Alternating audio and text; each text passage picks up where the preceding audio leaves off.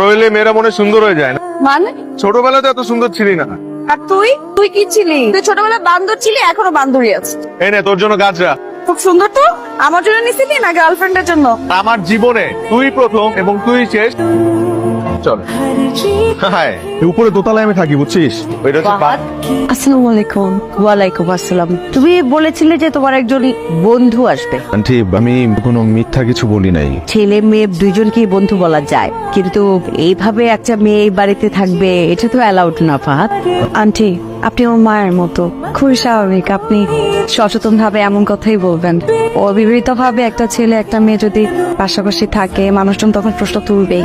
আমি ফাহাদের খালাতো বোন, ছোটবেলা থেকে আমাদের সম্পর্ক একদম বন্ধুর মতো। আন্টি, একটা চাকরির জন্য আসছি তো, সপ্তাহখানেকের মতো লাগবে আন্টি, সপ্তাহখানেকের মধ্যে আমি এখান থেকে চলে যাবো। মেয়ে মনে করে যদি আপনার বাসা